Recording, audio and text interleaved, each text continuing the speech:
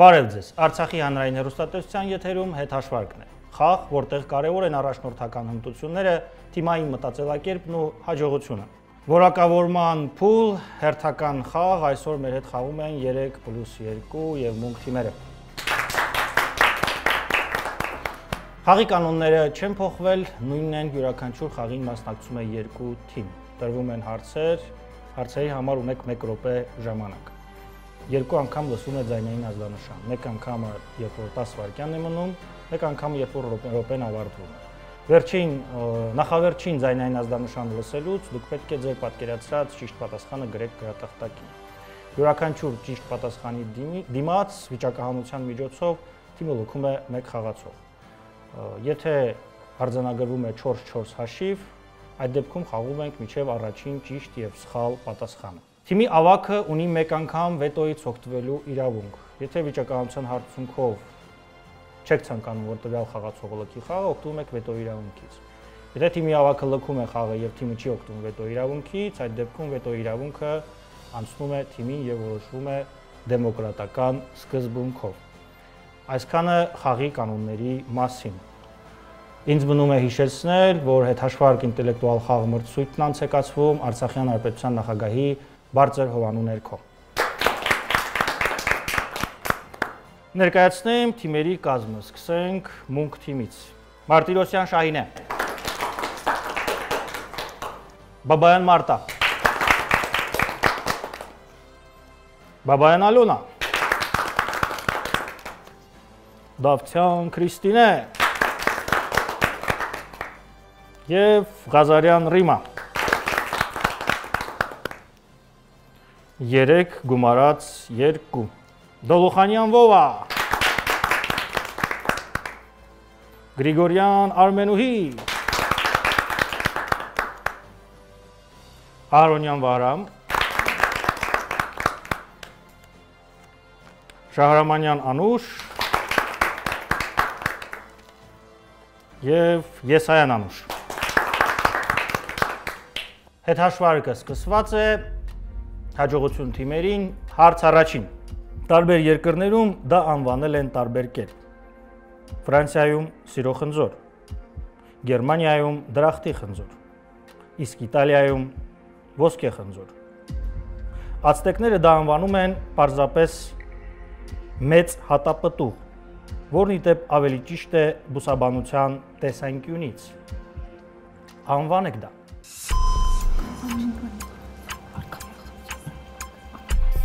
Տարբեր երկրներում այն տարբեր կերպ են անվանել։ Ֆրանսիայում անվանել են խնձոր, սիրո խնձոր, Գերմանիայում դրախտի խնձոր, Իտալիայում ոսկե խնձոր։ Ացտեկները դա անվանում էին պարզապես մեծ հատապտուղ, որն ի դեպ ավելի ճիշտ է բուսաբանության տեսանկյունից։ Ինչի մասին է խոսքը։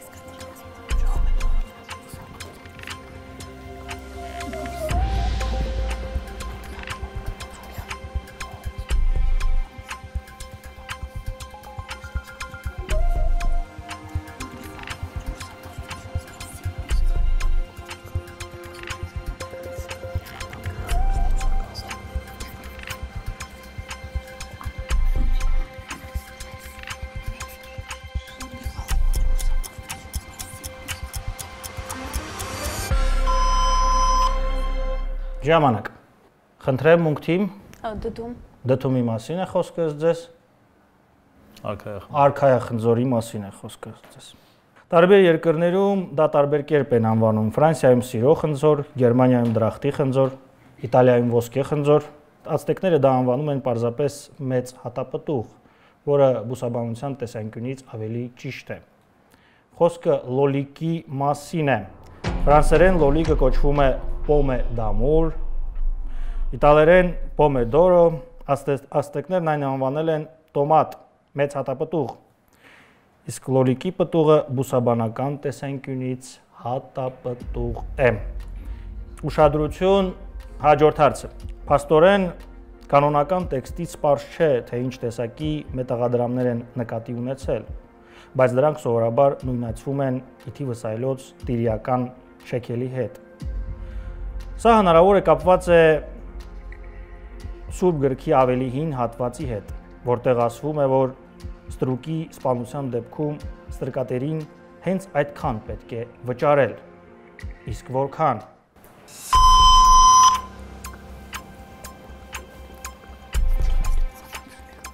Փաստորեն, կանոնական տեքստից պարզ չէ, թե ինչ տեսակի մետաղադրամներ են նկատի ունեցել, բայց դրանք սովորաբար նույնացվում են ի թիվս այլոց տիրիական շեքելի հետ։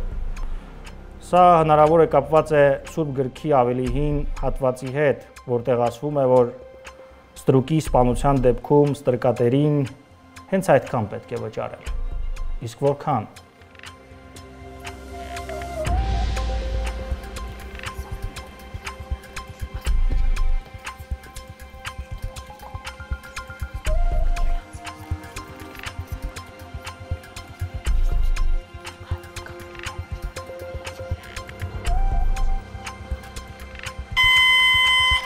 Սվարկեմ։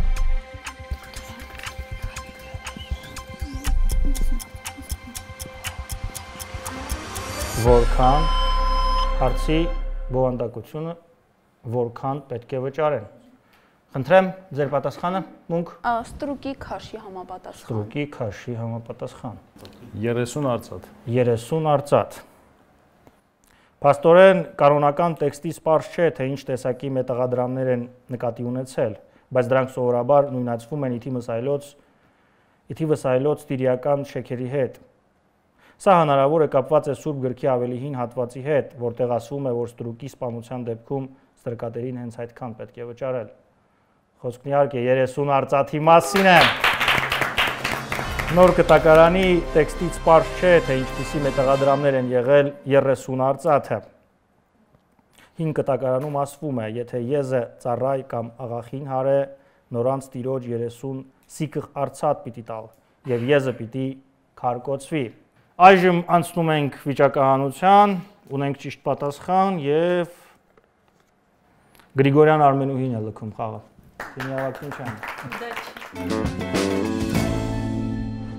Խաղի հաշիվն է 1-0, ուշադրություն հարցը։ Անգլիացի գիտաֆանտաստիկ գրող Էրիխ Ֆրեն Ռասելի 1958 թվականին գրված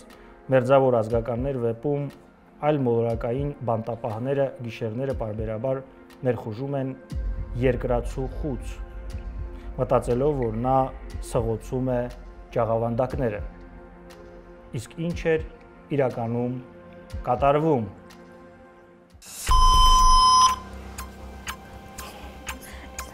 Անգլիացի գիտաֆանտաստիկ գրող Էրիխ Ֆրենկ Ռասելի 1958 թվականին գրած «Մերձավոր ազգականները» վեպում այլ մոլորակային բանտապահները գիշերները պարբերաբար ներխուժում են երկրացու խուց, մտածելով, որ նա սղոցում է ճաղավանդակները։ Իսկ ինչ էր իրականում կատարվում։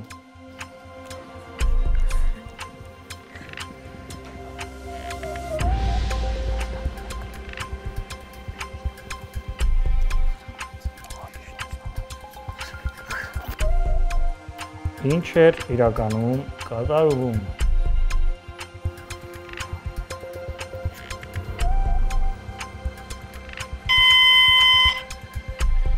Սվարկյամ։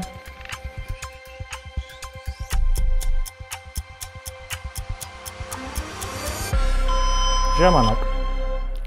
Այս անգամ էլ 3 գումարած 2-ից սկսենք։ Ձեր պատասխանը։ Նա խռմփացնում էր։ Նա խռմփացնում էր։ Երկու թիմերն էլ խռմփացնելուց հասկանում են։ Անգլիացի գիտաֆանտաստիկ գրող Էրիք Ֆրենկ Ռասելի 1958 թվականին գրած «Մերձավոր ազգականներ» վեպում այլ մոլորակային բանտապահները գիշերները պարբերաբար ներխուժում են երկրացու խուց, մտածելով, որ նա սղոցում է ճաղավանդակները, բայց նա ընդամենը խռմփացնում էր։ 2-1։ Խաղը լքում է Դավթյան Քրիստինեն։ 3 գումարած 2-ից Ահարոնյան Վահրամը պիտի որոշում կայացնի։ Մնում է թե ոչ։ Մնում է։ Դետո իրավունքից օգտվում։ Մնում է։ Հեռանում է Եսայան Անուշը։ Սիրելի հեռուստադիտող, սիրելի գիտակներ, նկարով հարց։ Սա Ռուսաստանի կազմում գտնվող Բաշկիրտոստանի Հանրապետության մայրաքաղաք Ուֆայի անվանումն է բաշկերեն լեզվով, որի պատճառով քաղաքը ստացել է երկու բառից բաղկացած մականուն։ Գրեք այդ մականունը։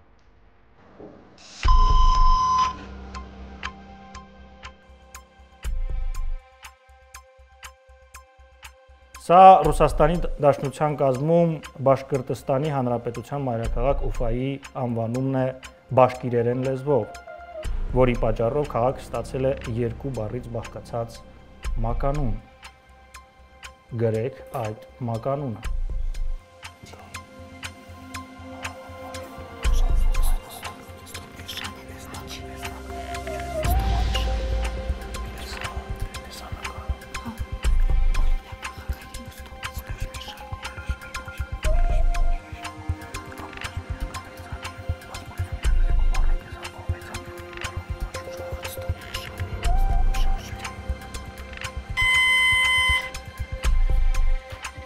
Ասցվարկեմ։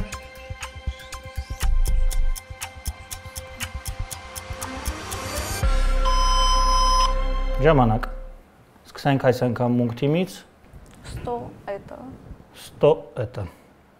Պլյուս-մինուս։ Պլյուս-մինուս։ Սիրելի գիտակներ, սիրելի հեռուստադիտող, սա Ռուսաստանի կազմում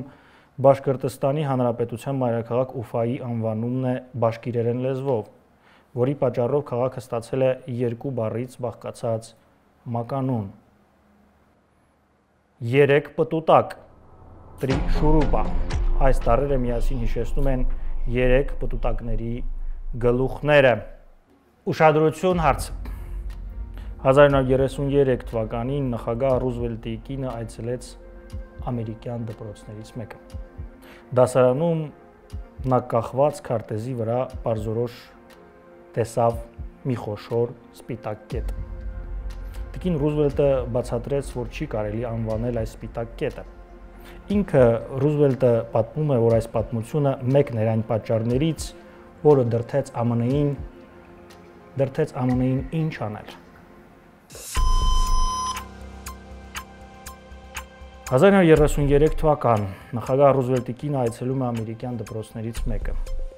Դասարանում նա տեսնում է կախված քարտեզի վրա պարզորոշ երևացող մի խոշոր սպիտակ կետ։ Տիկին Ռուզվելտը բացատրեց, որ չի կարելի անվանել այս սպիտակ կետը։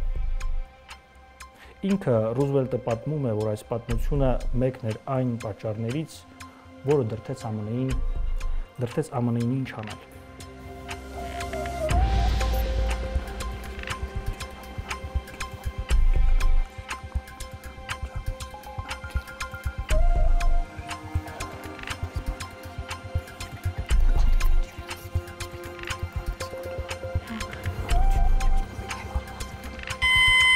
Ասցվարկեմ։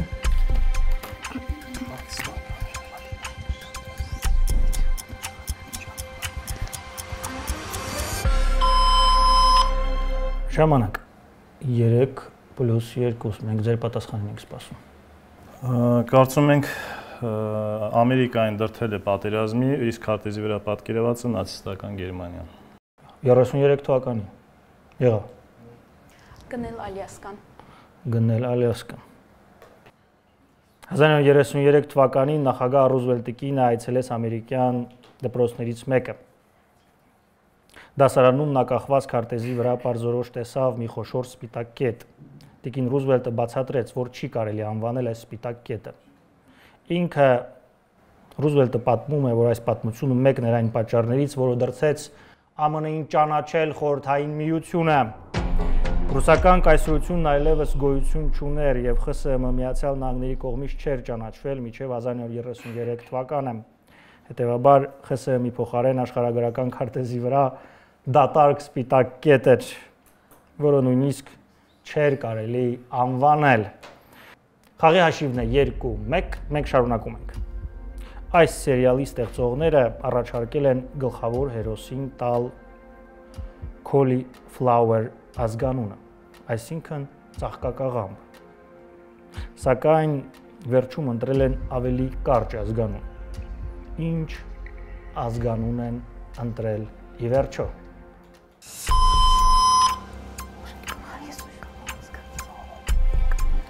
Այս սերիալի ստեղծողները առաջարկել են գլխավոր հերոսին տալ cauliflower ազգանունը, այսինքն ծաղկակաղամ,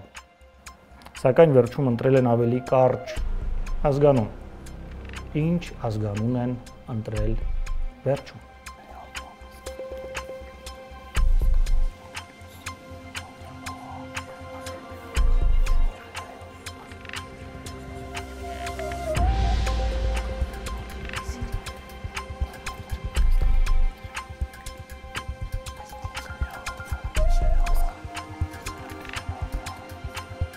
Ինչով է փոխարինվել ծաղկակաղամը։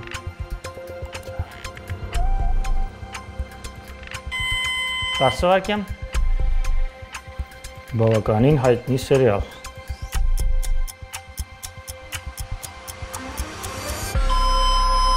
Ժամանակ 3+2-ը պատասխան ունի։ Պատասխան չունեք։ Կաղամբ։ Կաղամբ։ Այս սերիալի ստեղծողները առաջարկել են գլխավոր հերոսի անունը տալ cauliflower, այսինքն ծաղկակաղամբ, սակայն վերջում ընտրել են ավելի կարճ ազգանունը։ Նրանք ընտրել են bean ազգանունը, լոբի։ Իսկ սերիալի մասին բոլորդ այդ սերիալի մասին տեղյակ եք եւ գիտեք։ Ուշադրություն, հաջորդ հարցը։ Գիվի Լոմիձեի ծաղրանկարում ծնողները իրենց որդուն ուղարկում են ինստիտուտ եւ կապում են X-ին, որպեսզի ինստիտուտն ավարտելուց հետո նա վերադառնա գյուղ։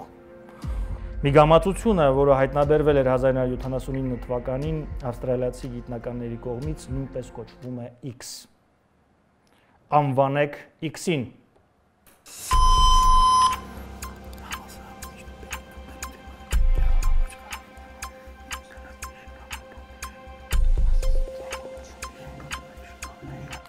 Գիվի Լոմիձեի ծաղրանկարում ծնողները իրենց որդուն ուղարկում են ինստիտուտ եւ կապում են X-ին, որպեսզի ինստիտուտն ավարտելուց հետո վերջինս վերադառնա գյուղ։ Միգամածությունը, որը հայտնաբերվել է 1979-ին ավստրիացի գիտնականների կողմից, նույնպես կոչվում է X։ Անվանեք X-ը։ Ինչին պիտի կապեին ուսանողին, որ վերջում վերադառնա գյուղ։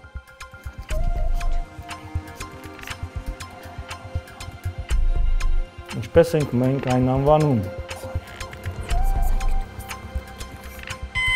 Տասվարկյան։ Տասվարկյան։ Ժամանակ, խնդրեմ։ Մեր կարծիքով ավանակին։ Ավանակին, հետաքրքիր մոտեցումը։ Բումերանգ։ Բումերանգ։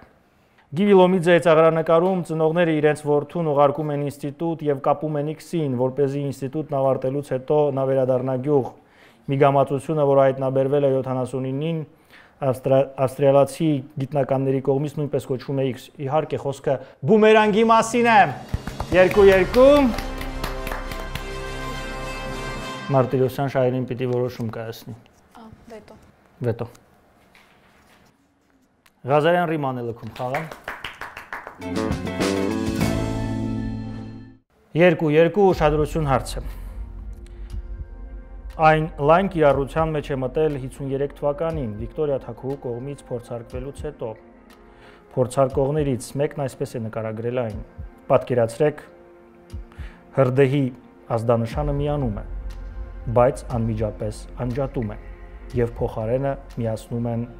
Դունաևսկու քայլերքը։ Ձեր տան կեսը վառվում է, բայց դուք զվարճանում եք։ Ինչի մասին է խոսքը։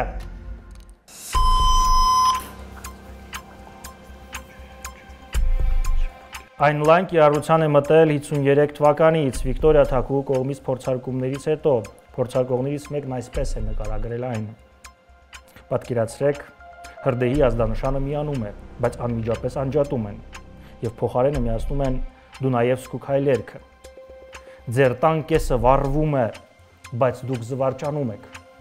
Ինչի մասին է խոսքը։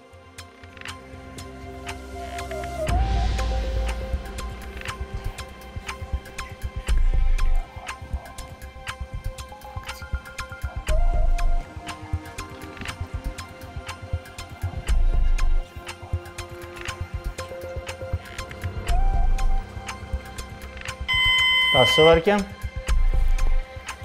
Ինչի մասին է խոսքը։ Ինչն է այդպես նկարագրել փորձարկողը։ Ժամանակ։ Խնդրեմ, ձեր պատասխանը։ Ցավազրկիչ դեղ։ Ցավազրկիչ դեղ։ Օղի։ Օղի։ Այն լայն կիրառության մեջ է մտել 1853-ին Վիկտորիա թագուհու կողմից փորձարկվելուց հետո փորձարկողներից մեկն այսպես է նկարագրել այն։ Պատկերացրեք, հրդեհի ազդանշանը միանում է, բայց այն անմիջապես անջատում են եւ փոխարենը միացնում են Դունայևսկու քայլերքը։ Ձեր տանկը սվառվում է, բայց դուք զվարճանում եք։ Խոսքը անզգայացման մասին է եւ ձեր պատասխանը ճիշտ է։ Եվ լքում է Ահարոնյան Վահրամը։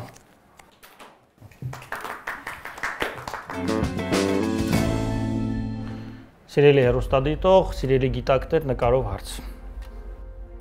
H57 ստեղծագործական ստուդիան ստեղծել է մի շարք պաստառներ մեծ մարդկանց կյանքի մասին։ Այն պատմում է բարդ պատմությունները պարզ պատկերագրերի օգնությամբ։ Անվանեք այն անձին, ում նվիրված է էկրանին հայտնված պաստառը։ H57 ստեղծագործական ստուդիան ստեղծել է մի շարք պաստառներ մեծ մարդկանց կյանքի մասին։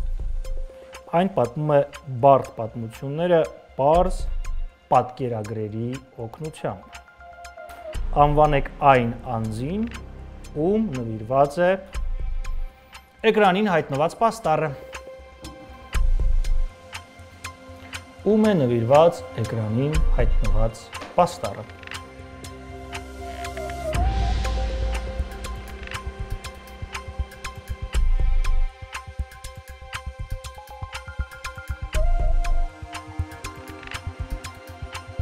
Երկու թիմերն էլ պատասխան ունեն, ես քվելորդ ժամանակ չեմ ծախսում եւ լսում եմ ձեզ։ Խոսքը Ամերիկայի նախագահների Բարակ Օբամայի մասին։ Բարակ Օբամայի մասին է։ Նույնը։ Օբամայի մասին է։ Երկու թիմերն էլ Ամերիկայի նախագահներից լավ են հասկանում։ Խոսքն իհարկե Բարակ Օբամայի մասին է։ Եվ Բաբայը Մարտան է լքում խաղը։ Դոլուխանյան Վովան է լքում խաղը։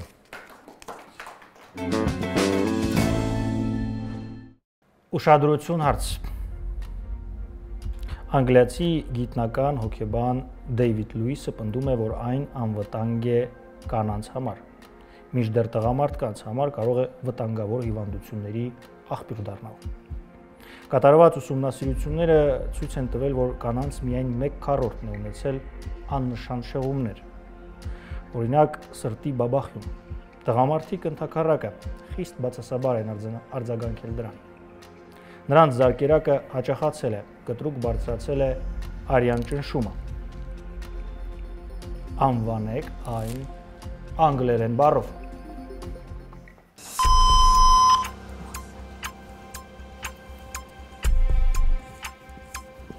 Անգլիացի գիտնական հոգեբան Դեյվիդ Լուիսը պնդում է, որ այն անվտանգ է միայն կանանց համար, մինչդեռ տղամարդկանց համար կարող է վտանգավոր հիվանդությունների աղբյուր դառնալ։ Կատարված ուսումնասիրությունները ցույց են տվել, որ կանանց միայն 1/4-ն է ունեցել աննշան շեղումներ, օրինակ սրտի բաբախյուն։ Տղամարդիկ ընդհակառակը խիստ բացասաբար են արձագանքել դրան։ Նրանց զարկերակը հաճախացել է, կտրուկ բարձրացել է արյան ճնշումը։ Ինչի մասին է խոսքը։ Անվանեք այն անգլերեն բառով։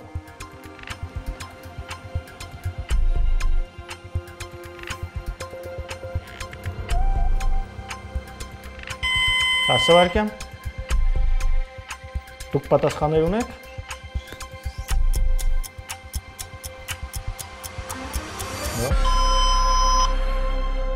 Խնդրեմ, մունք թիմ։ Շոպինգ։ Շոպինգ։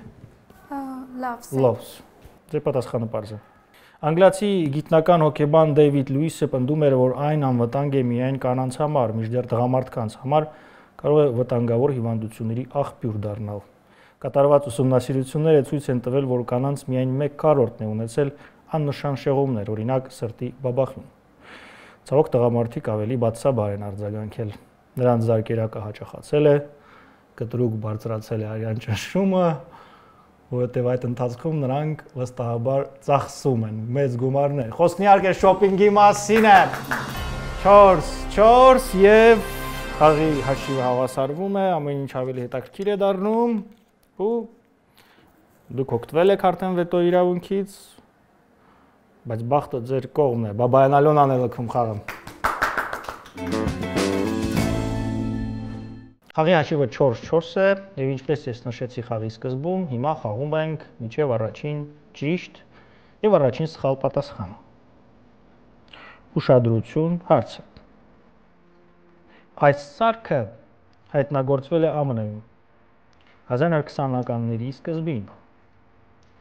Այն առաջին անգամ արտադրվել է մի ընկերության կողմից,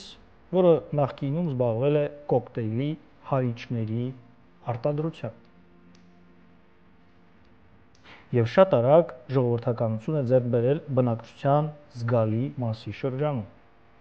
1930-40-ական թվականներին հայտնվեցին ջերմության աստիճանի եւ արագության կարգավորմամբ մոդելներ։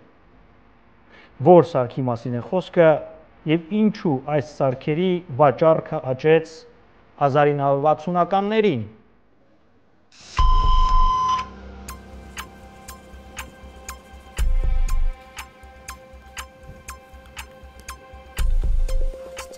Որ սարքի մասին է խոսքը, կարող եմ նորից ընթերցել հարցը։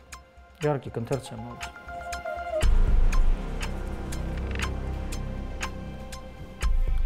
Այս սարքը հայտնագործվել է ԱՄՆ-ում 1920-ականների սկզբին, այն առաջին անգամ արտադրվել է մի ընկերության կողմից, որը նախկինում զբաղվել է կոկտեյլի հարիճների արտադրությամբ եւ շատ արագ ժողովրդականություն է ձեռք բերել բնակչության զգալի մասի շրջանում։ 30-40-ականներին հայտնվեցին ջերմության աստիճանի եւ արագության կարգավորման մոդելներ, որ սարքի մասին է խոսքը։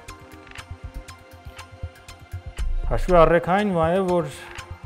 նրա վաճառքները աճել են 1960-ականներին։ 10 վայրկյան։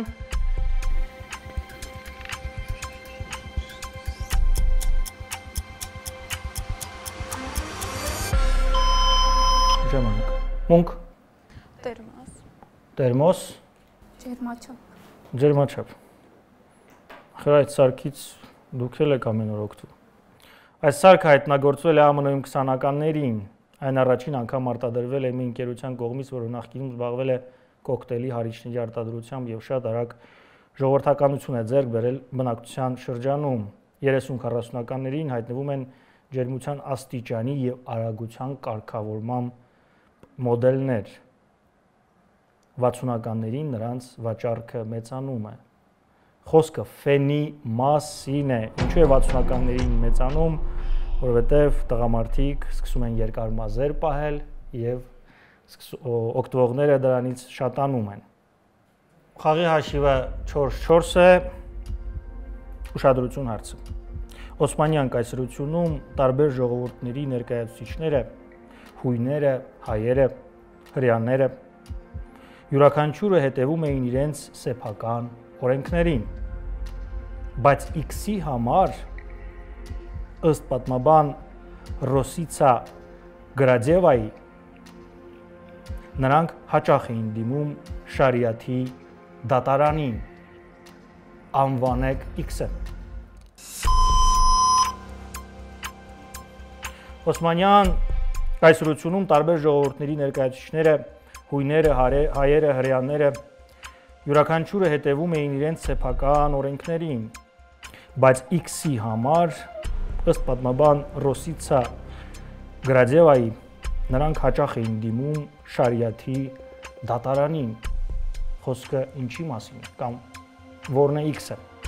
կամ անվանեք X-ը։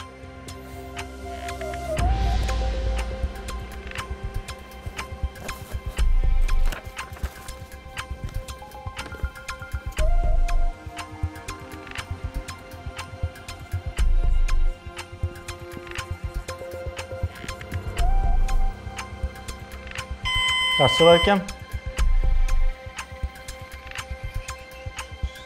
անվանեք X-ը։ Ժամանակ։ Խնդրեմ։ Քրդերի համար։ Քրդերի Հավատի։ Հավատի։ Խոսքը ամուսնալուծության մասին է։ Շարիաթի դատարանը կարող էր ամուսնալուծել ամուսիններին, մինչդեռ այլ կրոններում եկեղեցին արգելում էր ամուսնալուծությունը։ Խաղի հաշիվը շարունակում է մնալ 4-4, մեկ միավորով որոշվելու է խաղի հաղթողը։ Մայքլ Ֆարադեյը համարվում է առաջին գիտնականը, ում հաջողվել է գտնել էլեկտրականության լայն գործնական իրարություն։ Սերխիո Կաստիլյոն, խոսելով այս մասին, գիտնականին համեմատում է հայտնի հնագույն կերպարի հետ։ Անվանեք այս կերպարը։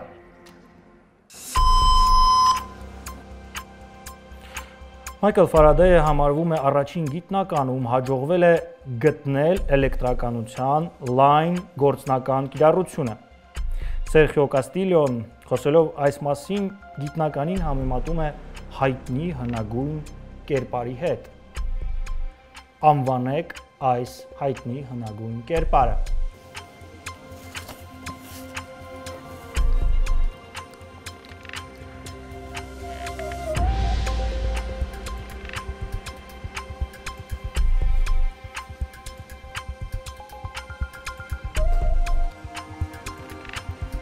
Անվանեք այս հայտնի հնագույն կերպարը։ Երկու թիմերն էլ պատասխան ունեն վերջնական։ 10 վայրկյան ունեք պատասխան վերջնական։ Լավ, այս ժամանակը չնայած արդեն ավարտվել է։ Շատ լավ։ Ձեր պատասխանը։ Նոյ։ Զևս։ Ով նվիրեց մարդկությանը լույսը։ Ով նվիրեց։ Թոմաս Էդիսոն։ Պրոմեթևսը, չէ։ Ուշադրություն հարցը։ Խորհրդային գրականության գիտաֆանտաստիկ ժանրի հիմնադիրներից Ալեքսանդր Բելյաևի «Ցատկ դեպի անհայտություն» վեպի հերոսները տիեզերանավ են կառուցում, որի վրա պատրաստվում են թաքնվել վտանգից։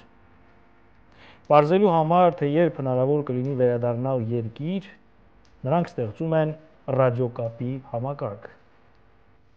Անվանեք այն արարածին, որի հետ հեղինակը համեմատել է այդ համակարգը։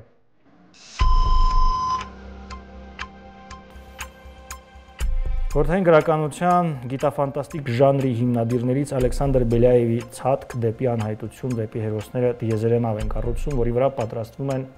թաքնվել վտանգից։ Պարզելու համար, թե երբ հնարավոր կլինի վերադառնալ երկիր, նրանք ստեղծում են ռադիոկապի համակարգ։ Անվանեք այն արարածին, որի հետ հեղինակը համեմատել էր այս համակարգը։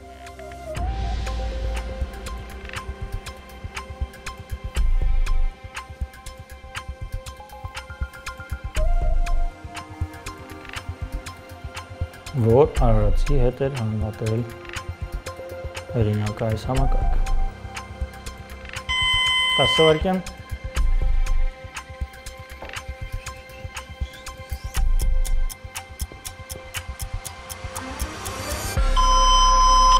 Ժամանակ 3+2 ձեր պատասխանը նոյ ուղարկած աղավնոտ ձեր պատասխանը պարզ է Չղջիկ Խորհրդային գրականության գիտաֆանտաստիկ ժանրի հիմնադիրներից Ալեքսանդր Բելյաևի «Ցատկ դեպի անհայտություն» վեպի հերոսները տիեզերանավ են կառուցում, որի վրա պատրաստվում էին թաքնվել վտանգից։ Պարզելու համար, թե երբ հնարավոր կլինի վերադառնալ երկիր, նրանք ստեղծում են ռադիոկապի համակարգ։ Անվանեք այն արարածին, որի հետ հեղինակը համեմատում է այս համակարգը։ Խոսքը աղավնու մասին է։ 5-4